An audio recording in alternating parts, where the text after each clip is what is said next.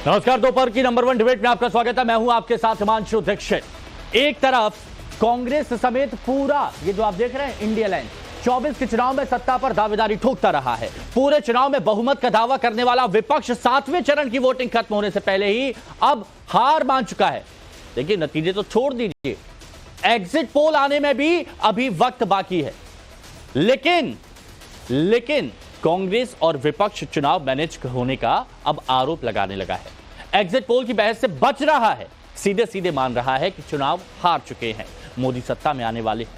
Exit poll के आंकड़े सामने आने से पहले विपक्ष बीजेपी को 300 से ज्यादा सीटें देने का दावा कर रहा है। यानी विपक्ष खुद मान रहा है कि बीजेपी को 300 से ज्यादा सीटें आने वाली। विपक्ष के इसी डर पर चर्चा करेंगे, लेकिन उससे पहले एक रिपोर्ट आपके सामने।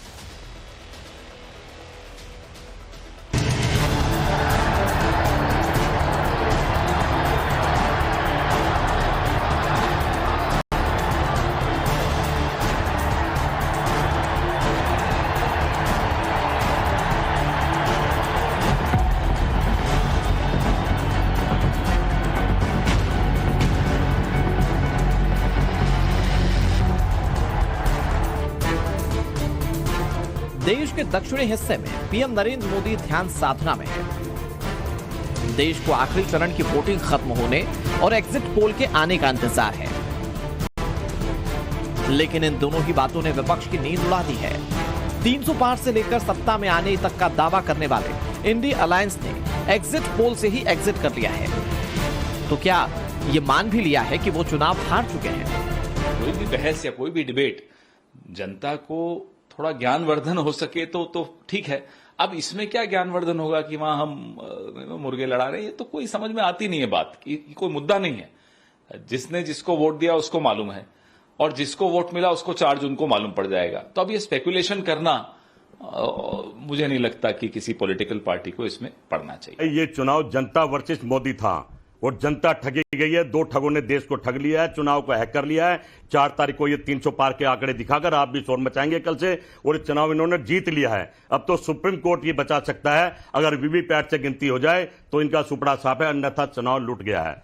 फाइनल रिजल्ट यही है, इसको लिख लो, रिकॉर्ड कर लो। 100% ईवीएम से चुनाव लूट लिया, मान लिया। मुझे पता है ईवीएम से चुनाव लूट गया है, किसी की कोई चलने वाली नहीं है। अब तो सुप्रीम कोर्ट ही मालिक है, वही रक्षा कर सकता है जो भारत की, अन्यथा चुनाव गया। कांग्रेस ने एग्जिट पोल का बायकॉट किया तो ओवैसी ने ट्वीट के जरिए ये मान लिया कि मोदी फिर से आने वाले हैं। उन्होंने सोशल मीडिया प्लेटफॉर्म एक्स पर लिखा, नरेंद्र मोदी का चुनाव अभियान भारत के इतिहास का सबसे नफरत भरा चुनाव अभियान है। दुर्भाग्य से उनकी ट्वीट का मतलब होगा आने वाले सालों में मुसलमानों के खिलाफ नफरत और तेज हो जाएगी। एक तरफ कांग्रेस को हार का डर है तो दूसरी तरफ ओवैसी मजहब के नाम पर अब भी मुसलमानों को डराने में लगे हैं। ऐसे में बीजेपी सत्ता की हैट्रिक का दावा करते हुए विपक्ष की नतीजों से पहले हार की घोषणा कर रही है।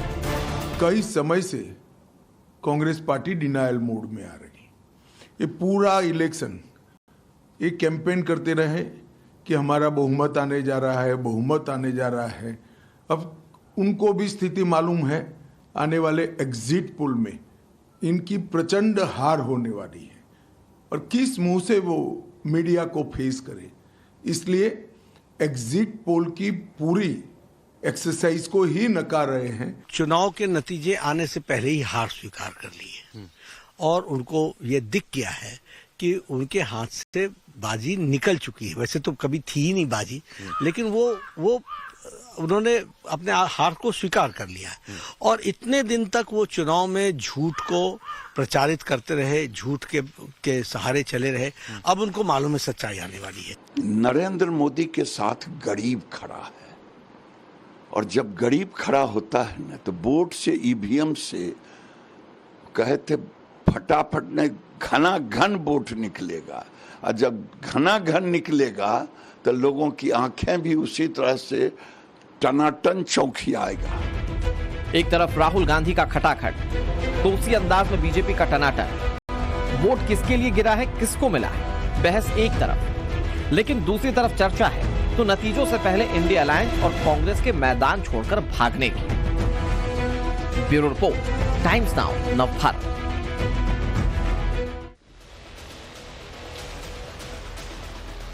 तो रिपोर्ट आप देख चुके हैं, बयान आप सुन चुके हैं। अब जो मेहमान हमारे साथ जुड़े हैं उनसे हम आपको मिलवाते हैं। हमारे साथ में आज इस चर्चा में राकेश त्रिपाठी जी हैं, बीजेपी प्रवक्ता जुड़े हुए हैं। हमारे साथ सौरभ दुबे जी, राजनीतिक विश्लेषक हमारे साथ जुड़े हुए हैं।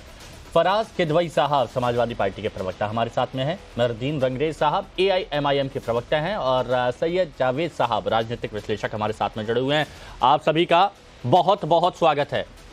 रंगरेज साहब, ये क्या बताया जा रहा है, ओवैसी साहब की तरफ से कहा जा रहा है, पूरे गठबंधन की तरफ से जो ये कहा जा रहा है? खैर, गठबंधन का सवाल मैं आपसे नहीं पूछूंगा, लेकिन मैं आपकी बात करना चाहता हूं। जो ओवैसी साहब यहां पर कह रहे हैं कि आ गए तो फिर मुसलमानों के लिए और दिक्कत हो जाएगी, परेशानी हो जाएगी, तो ओवैसी साहब भी मान चुके हैं कि आ रहे हैं?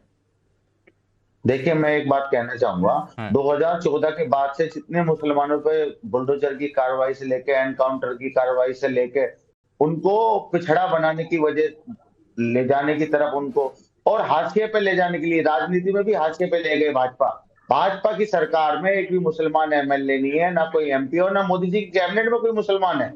तो ये दिखाया जाता है कि ये कैसे तुष्टीकरण की राजनीति मोदी जी करते हैं और वो खास तौर से अपने हर एक बयान में मुसलमानों का नाम ना लिए बगैर अंग्रेज और मुगलों का नाम। रंगरेज भाई, आप लगता है मेरा सवाल नहीं समझे। रंगरेज भाई, आप लगता है मेरा सवाल नहीं समझे। एक लाइन का इस्तेमाल जो ट्वीट किया है ओवैसी साहब ने, उन्होंने कहा है कि एक तरफ नरेंद्र मोदी का चुनाव अभियान भारत के इतिहास का सबसे नफरत भरा है, दुर्भाग्य से उनकी जीत का मतलब होगा कि आने वाले सालों में मुसलमानों के खिलाफ नफरत और तेज हो जाएगी। दुर्भाग्य से मतलब ये बात कही गई है, तो ये मान रहे हैं कि फिर से आ रहे हैं? देखिए, मैं क्या कह रहा हूं, उन्होंने आ रहे हैं और कौन जाएगा ये फैसला तो होगा 4 तारीख को। मगर जो ओवैसी साहब ने कहा है, जो हमारे सदर साहब ने कहा, उन्होंने बिल्कुल हकीकत कहा है। क्योंकि तुष्टीकरण की राजनीति 2014 के बाद से जो हिंदू मुसलमान की और शमशान कब्रिस्तान की और कपड़ों से पहचानने से लेकर ये सारी बयानबाजी और मुगलों तक चले जाते हैं और पाकिस्तान तक। और ये अरे, अगर आपने काम किए हैं, अगर आपने रंगरेज भाई, तो ये बात तो 4 तारीख को तय हो जाएगी। मैं फिर बोल रहा हूं 4 तारीख को तय हो जाएगी, लेकिन ये बयान का मतलब क्या है कि आने वाले सालों में मुसलमानों के खिलाफ नफरत और तेज हो जाएगी? यानी ये बता रहे हैं, उनके मन में चल रहा है ये बात कि हाँ देखिए, जब हो जाएगा। जब मोदी जी मन से, देखिए हिमांशु जी, जब मोदी जी मन से बोलते हैं तो ऐसा लगता है कोई हिटलर बोल रहा है। और हिटलर की भी यही पॉलिसी थी, उसने भी पहले ऐसी प्रोपेगेंडा मूवियां बनवाई, ऐसे ही मीडिया को कंट्रोल किया गया, ऐसे ही जो है वहां पर सारी चीजें करी। आप समझे नहीं, मैं तो एक बार फिर से वो ये बोल, मैं बात ही क्या कह रहा हूं, मैं ये बात कह रहा हूं जैसे कांग्रेस की तरफ से मान लिया गया है ना, 17 करोड़ मुसलमान से 100 करोड़ हिंदू भाई। रंगरेज भाई सुनिए ना, आज हिंदू मुसलमान पर बात ही नहीं हो रही है, बहस ही नहीं हो रही है। बस बात यहां पर ये हो रही है, जैसे कांग्रेस कह रही है, ये चुनाव तो गया, वैसे ही ओवैसी साहब भी मान लिए कि आने वाले वक्त में ऐसा होगा। बात इस पर हो रही है। तो अच्छा ये बताइए, मोदी जी को 2002 से पहले कौन जानता था? 2002 जो दंगा हुआ था गोधरा कांड का, उसके बाद तो उन्हें सुर्खियां भी नहीं है। तो ये तो जग जाहिर है। देखिए, और ये बात कहना, अब वो मुख्यमंत्री थे, अब आप नहीं समझ पाए, वो वाली बात अलग है। अब किदवई साहब आप बताइए। ठीक है, उनका जो राजनीति नहीं होती उनसे। ठीक है मुसलमान का नाम लिए, ठीक है रंगरेज भाई, नाम लिए। अच्छा ठीक है किदवई साहब, अब आप बताइए। अखिलेश जी ने भी एग्जिट पोल पर सवाल यहां पर उठा दिए हैं, हालांकि अभी तो आना बाकी है, आज शाम को देखिएगा, वैसे टाइम्स नाउ भारत आपको पता चलेगा। तो दूसरी बात ये कि जो आपके गठबंधन सहयोगी हैं कांग्रेस की तरफ से, वो कह रहे हैं ये चुनाव तो गया, तो ये क्या हिम्मत पहले से ही हार चुके हैं, हौसले पस्त हो चुके हैं? नहीं, देखिए हिमांशु जी, इस देश में आज की तारीख में अगर लोकतंत्र की लड़ाई और लोकतंत्र और संविधान को बचाने की लड़ाई अगर सबसे मजबूती से कोई लड़ रहा है तो वो इंडिया गठबंधन लड़ रहा है। और आदरणीय अखिलेश यादव जी ने इस खासकर उत्तर प्रदेश में जब पेपर लीक हुआ था, उसके बाद में जिस तरह से जननायक की छवि उनकी बनी और उस पूरी लड़ाई को उन्होंने अपने हाथ में लिया, तो वो इस चुनाव को बहुत सीरियसली ले रहे हैं। और इसलिए देखिए क्या होता है कि आपको अपने अगर कुछ प्रिवेंटिव मेजर्स लेने हो, क्योंकि भारतीय जनता पार्टी का तो ये हिस्टोरिकल फैक्ट्स रहे हैं कि भारतीय जनता पार्टी ने हमेशा से चुनाव को मैनिपुलेट करने की कोशिश की है। आप देखिए कि चंडीगढ़ के मेयर इलेक्शंस में हिमांशु जी क्या हुआ था, ये पूरी दुनिया ने देखा था, thanks to the CCTV camera. अगर वो ना होते तो लोकतंत्र का अपहरण भी हो गया था और लोकतंत्र का मर्डर भी हो गया था, क्योंकि की चंडीगढ़ के केस में माननीय सुप्रीम कोर्ट ने बोला था कि it's a murder of democracy. तो हमारे राष्ट्रीय अध्यक्ष जहां से आदरणीय नरेंद्र मोदी जी की सोच खत्म होती है, वहां से हमारे राष्ट्रीय अध्यक्ष आदरणीय अखिलेश यादव जी की बात सोच बहुत शुरू अच्छी होती कही है। किदवई साहब, आपने एक बात और बहुत अच्छी कही कि अखिलेश यादव लीड कर रहे हैं, लड़ाई लड़ रहे हैं लोकतंत्र बचाने की। मैं ये मानता हूं, चलिए ठीक है वो लड़ाई लड़ रहे हैं, लेकिन आप जिन सहयोगियों के साथ लड़ाई लड़ रहे हैं, अगर वो ये बात कह दे कि ये चुनाव तो गया, वो जीत रहे हैं, क्या राहुल जी ने ये बात कह दी? अरे तो कांग्रेस के नेता कांग्रेस हैं? के राष्ट्रीय अध्यक्ष जी ने ये बात कह दी? कांग्रेस का कोई नेता अगर बोलेगा, वेणुगोपाल जी ने ये बात कह दी? कांग्रेस का कोई नेता बोलेगा, महासचिव ने ये बात कह दी? तो अच्छा एक बात बोल दीजिए, एक काम करिए, बोल दीजिए कि जिस नेता ने कांग्रेस की तरफ से ऐसा बोला वो कांग्रेस से है ही नहीं, कांग्रेस से पाला ही नहीं रखते, कांग्रेस ने बाहर निकाल दिया ऐसा? ये कांग्रेस का इंटरनल मैटर है। कांग्रेस उन पर क्या एक्शन लेगी क्या नहीं लेगी, मैं समाजवादी पार्टी का पक्ष रख सकता हूं और इंडिया गठबंधन का पक्ष रख सकता हूं। दूसरी बात है गठबंधन के नाते सवाल पूछा जी, दूसरी बात एक इंपॉर्टेंट बात और है कि हार का डर तो माननीय प्रधानमंत्री जी को लग रहा है। वो मैं इसलिए बोल रहा हूं कि उनको लगता है कि जब गांधी पिक्चर आई तब जाकर के लोग गांधी जी को जाने। इसका मतलब ये, अगर 14वीं का चांद मूवी ना आई होती तो हम लोग को पता ही नहीं होता कि चांद इस सृष्टि में जो है वो एग्जिस्ट करता है कि नहीं करता है। तो प्रधानमंत्री जी के जो ये बयान है उससे साफ लग रहा है हिमांशु जी कि भारतीय जनता पार्टी और पूरा एनडीए का कुनबा जो है वो 200 सीटों के अंदर सिमटने जा रहा है। राकेश त्रिपाठी जी, 200 सीटों के अंदर आप सिमटने जा रहे हैं। कांग्रेस ने एग्जिट पोल से बायकॉट कर दिया, अखिलेश यादव ने अभी से सवाल उठा दिए हैं, विपक्ष ने ईवीएम का रोना शुरू कर दिया है, और किदवई साहब तो कह रहे हैं कि हर बार आप चुनाव मैनिपुलेट करते हैं। ये क्या दर्शाता है? देखिए हिमांशु जी, इंडिया ब्लॉक जो था, नहीं, ये जो अपने आप को इंडी गठबंधन पूरा कह रहे थे, ये निर्णय केवल कांग्रेस ने अकेले ले लिया। ये समाजवादी पार्टी तो एग्जिट पोल में आज पार्टिसिपेट करने जा रही है, मेरे पास जैसी जानकारी है अब तक। और फराज साहब अगर मैं गलत कह रहा हूं तो इसको बताएंगे कि समाजवादी पार्टी आज एग्जिट पोल में पार्टिसिपेट कर रही है कि नहीं कर रही है। मेरी बड़ी घनघोर आपत्ति है। जिस तरह आज कांग्रेस पार्टी ने कहा है कि मुर्गे लड़ाने का काम करते हैं। अरे आप बहस, लोकतंत्र में बहस को, चर्चा को आप मुर्गे लड़ाने की बात करते हैं, तो इसका मतलब रोज टीवी डिबेट्स में आकर के आप मुर्गे लड़ाने का काम करते हैं। बहुत दुर्भाग्यपूर्ण है। मैं मानता हूं लोकतंत्र में आपने अब सबसे पहले अवसर देखिए एआईएमआईएम को दिया है, जो सबसे छोटी पार्टी है इस पैनल में बैठे हुए, लेकिन सबसे पहला अवसर आपने एआईएमआईएम को दिया, उसके बाद आपने समाजवादी पार्टी को दिया, आप तीसरे नंबर पर भारतीय जनता पार्टी के पास आए हैं। लोकतंत्र में इससे अदा और उदारता क्या दिखा सकते हैं? लेकिन बावजूद इसके सारा ठीकरा मीडिया पर फोड़ेंगे, सारा ठीकरा इलेक्शन कमीशन पर फोड़ेंगे, सारा ठीकरा ईवीएम पर फोड़ेंगे।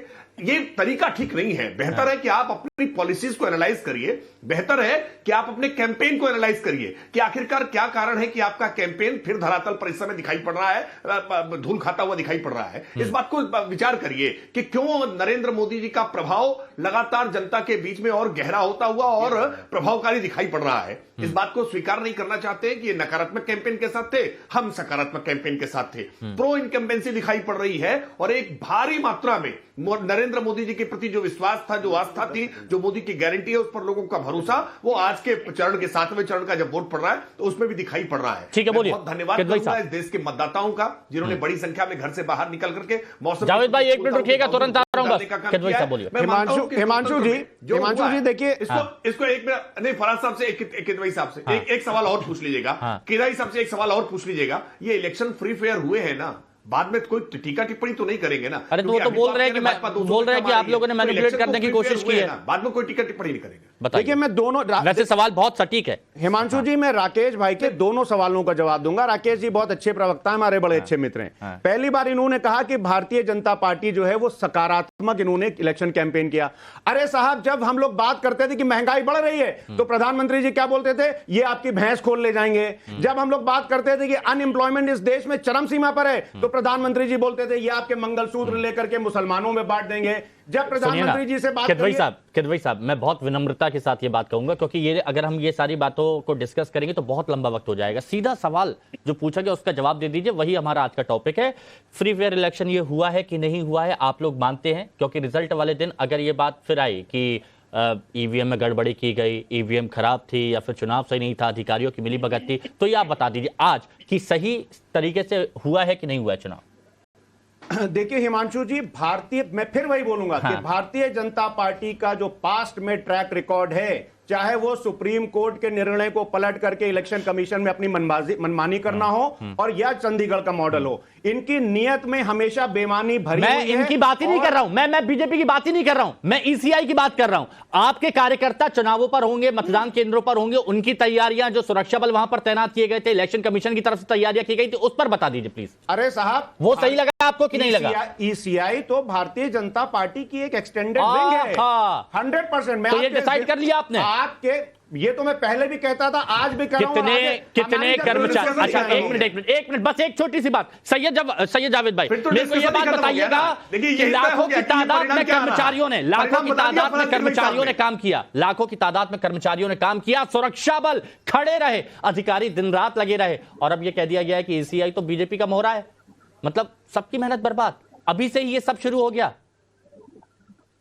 बहुत बहुत शुक्रिया हिमांशु भाई आपका, और राकेश त्रिपाठी जी को भी सुना मैंने, फराज भाई को भी सुना, रंगरेज भाई को भी सुना, और तमाम लोग देश के जो हैं विपक्ष को भी सुन रहे हैं और सत्ता पक्ष को भी सुन रहे हैं, और इलेक्शन कमीशन के जो अधिकारी हैं जिन्होंने काम करा उनको भी देख रहे हैं। जनता देखती सब कुछ है और समझती भी सब कुछ है। इस देश की आवाम बिल्कुल भी मूर्ख नहीं है, वो अपने हक और हकूक लेना जानती है, और तमाम लोगों का घमंड जिनको था सत्ता में, जो लोग पहले भी रहे, इनसे पहले भी रहे, उन सबके घमंड को धराशायी करा।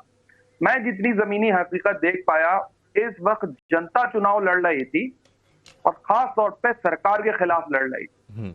बताइए 52-53 डिग्री टेम्परेचर है इस वक्त, और उसके बावजूद भी लोग मतदान करने घरों से निकले हैं। विपक्ष के नेताओं की आवाज सुनने के लिए जितना बड़ा हुजूम निकल रहा है, क्योंकि विपक्ष के पास इतने संसाधन नहीं है हिमांशु भाई जितने जो है भारतीय जनता पार्टी के पास, सरकार के पास। अच्छा, और उसमें आप देखिए कि इलेक्शन कमीशन के ऊपर मैं सवाल पहले दिन से खड़े कर रहा हूं, और आज से नहीं खड़े कर रहा हूं। चाहे फराज भाई ने बात करी आपकी चंडीगढ़ के इलेक्शन की, और जब जब मैंने देखा है, चाहे बाई इलेक्शन हुए हैं, मैंने पुलिस का भी रोल देखा है, प्रशासन का भी रोल देखा है, और जिसकी सत्ता होती है उसकी धमक भी मैंने देखी। आपको याद होगा कि अभी जब उत्तर प्रदेश के अंदर विधानसभा के चुनाव हो रहे थे, और कैसे केशव प्रसाद मौर्य जी थे वो 10,000 वोटों से पीछे चल रहे थे, और उसके बाद जो है उनको सर्टिफिकेट नहीं दिया जा रहा। ये भी हमने देखा, जहां 5,000 10,000 की जो सीट का मार्जिन होता है, वहां से जो है आपने दोबारा रिकाउंटिंग करवा दी। किस तरीके से काम करता वो ना आपसे छुपा हुआ ना मेरे से छुपा हुआ। पोलिंग बूथ पे मुझे इलेक्शन कमीशन पे भरोसा है, कैंडिडेट होते हैं उनको सर्टिफिकेट भी नहीं दिया जाता है। तो इसीलिए राहुल गांधी साहब ने कहा है कि आखिर दम तक बूथ के ऊपर और खास तौर पे जहां होती वहां पे बने रहे। नहीं तो क्यों बने रहे? जब पहले से ही आप लोगों का भरोसा उठ गया है तो फिर क्यों बने रहे? सौरभ दुबे जी, ओवैसी साहब कह रहे हैं कि आएंगे, मुसलमानों का भी आने वाले वक्त में और बुरा हाल हो जाएगा, यानी ओवैसी साहब मान रहे हैं। कांग्रेस की तरफ से तो खुला बयान आ ही गया है कि ये चुनाव तो गए। किदवई साहब ने पहले ही कह दिया है कि चुनाव आयोग पर भरोसा नहीं है, इलेक्शन कमीशन पर भरोसा नहीं है, मैनिपुलेट करते हैं, चुनाव गलत हुए हैं। सैयद जावेद साहब ने भी ये बात कह दी है कि भाई बहुत गड़बड़ी यहां पर की गई है। तो पहले ही ये सारी चीजें अब जब क्लियर हो गई हैं, तो मतलब विपक्ष ने सेट कर लिया है कि 4 तारीख को भरोसा ही नहीं है वो रिजल्टों पर उन्हें। दुबे जी देखिए, ये जो कांग्रेस और विपक्ष के लोग हैं, इनके ऊपर बस यही बात कह सकते हैं कि जी बहुत चाहता है सच बोलो, बट क्या करें, हौसला नहीं होता। अब इनको पता है कि जिस बात को लेकर के जनता को गुमराह कर रहे थे, प्रोपेगेंडा चला रहे थे, फेक नैरेटिव फैला रहे थे, अब वो तारीख नजदीक आ गई है 4 तारीख। अब ठीक 4 तारीख जब नजदीक आ रही है तो इनको सच्चाई पता होने के कारण कांग्रेस जो है आज जो एग्जिट पोल आने वाले हैं उससे पहले ही भाग गई है। अब उल्टा इनके अंदर क्या घमासान चल रहा है। आज इन लोगों ने बैठक की सुबह सुबह, कांग्रेस पार्टी ने अलग, आरजेडी वालों ने अलग, कि भैया अब ये हार का ठिकरा किसके ऊपर फोड़ा जाए गठबंधन में, हम अपनी पार्टी के ऊपर तो फोड़ेंगे नहीं। तो ये एक दूसरे के ऊपर हार का बैठक के अंदर की जानकारी कहां से मिल गई दुबे जी? नहीं, बिल्कुल अंदर की जानकारी दे रहा हूँ, दुरुस्त जानकारी दे रहा हूँ कि हार का ठीकरा फोड़ने के लिए ये आपस में बैठक बुला रहे हैं। जिस प्रकार से अभी समाजवादी पार्टी के प्रवक्ता यहाँ पर चुनाव आयोग के ऊपर आरोप लगा रहे हैं, मैं ये कहूंगा इस चुनाव के बाद कोई ये लोग एक ऐसा प्रस्ताव रखें सारी पार्टियां मिलकर के कि अगर आप इलेक्शन में या तो जाइए मत, इलेक्शन जब जाते हैं तो वहां पर झूठा प्रचार करिए मत, हम चुप करके आ रहे हैं, और जब हार जाए, सुन लीजिए, जब हार जाए तो उसके बाद आप चुनाव आयोग पे अगर कोई पार्टी आरोप लगाए तो उसके खिलाफ एफआईआर की जाए, उसके खिलाफ कड़ी कार्रवाई की जाए। अच्छा ठीक है रंगरेश भाई। दीक्षित साहब सुन लीजिए। हाँ। दीक्षित साहब आपने बिल्कुल सही बात करी। इस देश की जनता जो इतनी टेम्परेचर में खड़े होकर के जो वोट कर रही है, उसको क्या विश्वास नहीं होना चाहिए चुनाव आयोग पे? ये क्या जनता के ऊपर प्रश्न चिन्ह लगा रहे हैं? ये नेता कुछ भी टेलीविजन पे बोल देते हैं चुनाव आयोग। रंगरेश भाई मेरे को ये बताइए, क्या आप भी मानते हैं चुनाव आयोग की तरफ? एक मिनट प्लीज प्लीज प्लीज, बहुत इंपॉर्टेंट पॉइंट, बहुत इंपॉर्टेंट पॉइंट, प्लीज प्लीज। मैं नहीं चाहता कि यहां पर इस तरह की बहस हो। रंगरेश भाई मेरे को ये बात बताइए, आपका और एआईएमआईएम का पक्ष क्या है? इलेक्शन कमीशन पर भरोसा है या नहीं है? नहीं, भरोसा तो हमें बिल्कुल है, मगर जो उनकी जो देखने में जो लगता है, जैसे सूरत में आपने देखा होगा कैसे एक प्रत्याशी को पर्चा वापस करवा देते हैं। नहीं तो आप भी ये मानते इलेक्शन कमीशन जो है वो बीजेपी का मोहरा है? बिल्कुल बिल्कुल मोहरा, हम तो कहते हैं वो तो दाई है। तो फिर आप तो फिर ओवैसी साहब बार बार चुनाव कैसे जीत जाते हैं? नहीं फिर ओवैसी साहब बार बार चुनाव कैसे जीतते हैं? मोदी जी खुलेआम, जब ये कानून है हमारे देश का कि आप जो है चुनाव के समय में आप कोई भी हिंदू मुसलमान शमशान, मैं ये बात ही नहीं कर रहा। आपने कहा इलेक्शन कमीशन बीजेपी का मोहरा है, तो आपके सदर ओवैसी साहब क्यों बार बार जीत रहे हैं? अरे जनता जिता रही है भैया, जनता वहां जनता जिता रही है और बाकी जगह इलेक्शन कमीशन हरा रही है। आप ये बताइए, जब माधवी लता थी, क्या उनका राइट बनता था कि वो महिलाओं के बुर्का? अरे मैं ये बात ही नहीं कर रहा, मैं ये बात ही नहीं कर रहा। मुझे बस ये बता दीजिए, आपके ओवैसी साहब जीत रहे हैं तो उन्हें जनता जिता रही है, लेकिन बाकी जगह अगर कोई हार रहा है तो वहां इलेक्शन कमीशन हरा रहा है। ये दोहरे मापदंड क्यों?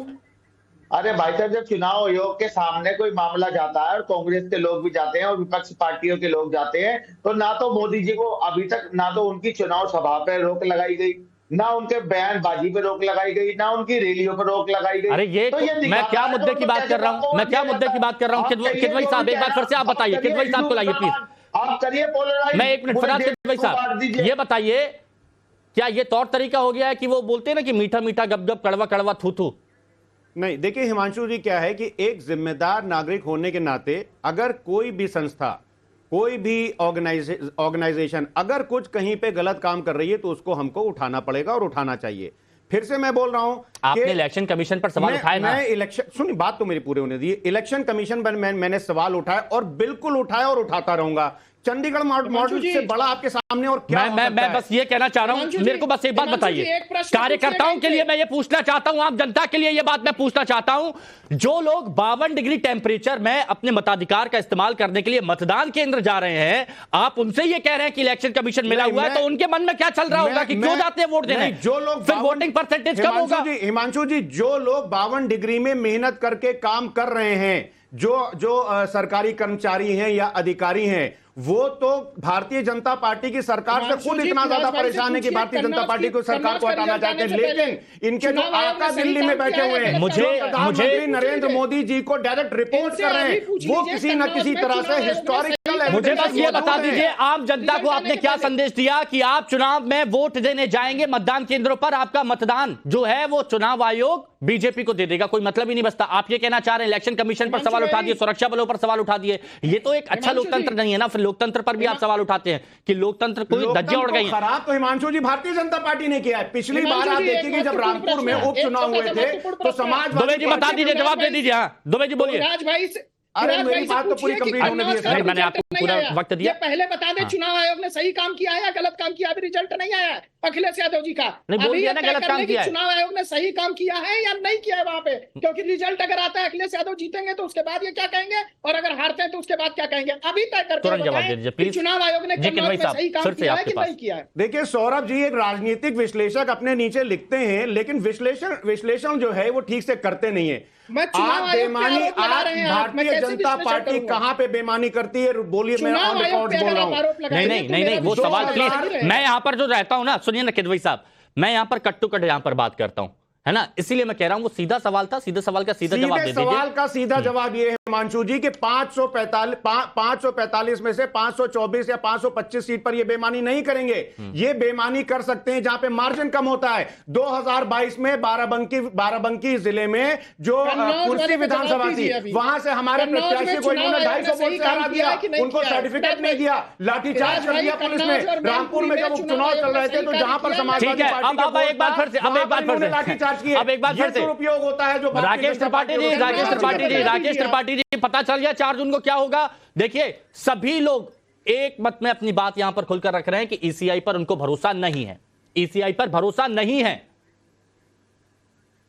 देखिए मुझे लगता है आक्लमंद को इशारा काफी है। आपके देख रहे दर्शक किसी एग्जिट पोल की अब जरूरत नहीं है, परिणाम से पहले ही परिणाम जान गए हैं, क्योंकि विपक्ष ने जिस तरह का दोहरापन दिखाना शुरू किया है, आंसू बहाना शुरू किया है, चिल्लाना चीखना शुरू कर दिया है, ईसीआई पर दोष ठहराना शुरू कर दिया है, मीडिया को दोषी बताना शुरू कर दिया है, ईवीएम पर दोषारोपण शुरू कर दिया है। परिणाम स्पष्ट हो गया है। सब जान गए हैं कि तीसरी बार फिर मोदी सरकार बनने जा रही है और मोदी सरकार इस बार प्रचंड बहुमत के साथ पिछले रिकॉर्ड को तोड़ करके एक नया रिकॉर्ड खड़ा करने जा रही है। देखिए मैं फिर इस बात को दोहराऊंगा, अपने काबिल साथियों से जो विपक्ष में बैठे हैं, जो हमें पसंद नहीं करते हैं, मैं उनसे कहूंगा कि ये देश दुनिया का सबसे बड़ा लोकतंत्र है, सबसे बड़ी लोकतांत्रिक प्रणाली यहां अपनाई जाती है इलेक्शन कराने के लिए, और दुनिया भर में इस बात की सराहना होती है। अच्छा, दुनिया भर के जहां जहां देशों में चुनाव होते हैं वहां एक मॉडल के रूप में रखी जाती है।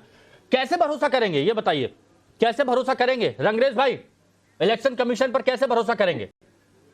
देखिए इलेक्शन कमीशन का क्या काम है? जब विपक्ष अगर सारी सीटें जीतता है, एआईएमआईएम के सभी प्रत्याशी जीतते हैं, तो फिर भरोसा हो जाएगा?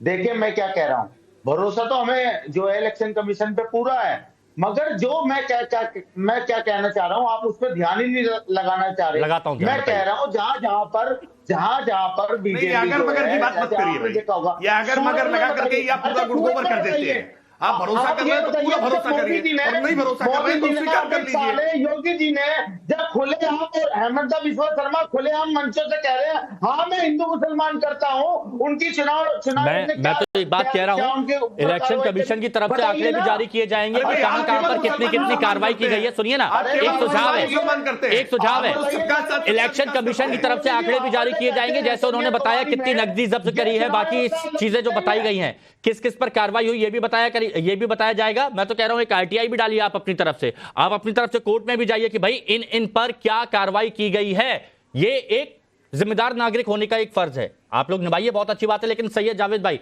अब मेरे को ये बात बताइए कि अगर इस तरह से पूरा विपक्ष, पूरा गठबंधन एकजुट होकर अगर सवाल उठाएगा, तो जिन लोगों ने उनको वोट दिए हैं, क्या वो अपने आप को ठगा महसूस नहीं करेंगे? बस उन लोगों के बारे में जानना चाहता हूं जिन्होंने विपक्षी गठबंधन को वोट दिया। नहीं, विपक्षी गठबंधन को वोट पड़ा है और ये 4 जून के बाद साफ हो जाएगा। और मुझे उम्मीद इस बात की भी है कि भारतीय जनता पार्टी के वोट शेयर जो है वो पहले के मुकाबले नीचे होगा। हार और जीत का फैसला जो है वो हम और आप यहाँ बैठ करके स्टूडियो में या नहीं तय करते हैं, बिल्कुल नहीं करेंगे, जनता तय करती है। और सुनिए दूसरी सबसे बड़ी बात जावेद भाई, लेकिन ये बहुत इंपॉर्टेंट पॉइंट, देखिए ना प्लीज मैं आपकी बात चाहता हूं पूरी कंप्लीट, और फिर से मैं आपके पास आऊंगा। लेकिन आपने कहा कि 4 जून को तय होगा, वोट परसेंटेज कम होगा, लेकिन अभी तक एक बात स्पष्ट नहीं कि भरोसा है कि नहीं है भरोसा, क्योंकि रिजल्ट अगर कुछ आएगा फिर से सवाल उठाए जाएंगे। आपने भी उठाए थे सवाल, ये बताइए। भरोसा, देखिए भरोसा इलेक्शन कमीशन ने लोगों के बीच अपनी साख खुद कम करी है, ये मैंने नहीं करी है। आपने दोनों रास्ते खुले रखे हैं, अगर वहां पर बीजेपी जीती तो सवाल ठीकरा फोड़ देंगे, नहीं जीती तो कहेंगे कि जनता का भरोसा है। मैं कोई लाख, सुनिए हिमांशु भाई, मेरे हमेशा आदत रही है, मैं कभी लाख लपेट करके घुमा करके बात नहीं करता, जो बात होती है वो स्पष्ट रखता हूँ। और आप जाकर के माइक लेकर के जनता के बीच भी जाए, झूठ बोलता हूँ, जो इलेक्शन कमीशन जिस तरीके से शिथिल दिखा मुझे इस इलेक्शन में, मैंने जितने भी चुनाव देखे, चाहे 2014 के देखे, अच्छा, आपको शिथिल दिखा। किदवई साहब 4 तारीख को स्वागत करेंगे, जो भी निर्णय आप जीते या हारे, शॉर्ट में प्लीज, शॉर्ट में। देखिए हिमांशु जी, बस शॉर्ट में मैं जवाब दूंगा। जनता का जो भी मैंडेट है वो सर आंखों पर हमेशा रहा है और आगे भी रहेगा। दूसरी बात, छोटी सी बात मैं और कह दूं, क्या आपने कहा रहेगा, सवाल तो नहीं उठाएंगे ना, बस ये पूछना था। जनता ठगा तो नहीं महसूस करेगी? अरे साहब, जनता ने वहां अपने आप को ठगा महसूस किया जब मध्य प्रदेश में चुनी हुई सरकार। ठीक है, वक्त की कमी है, ब्रेक लगाना होगा, सभी को मौका दिया, जनता ने मौका दिया, और अब जनता ही तय करेगी, यानी तय तो हो चुका है, 4 जून को पता चल जाएगा रिजल्ट।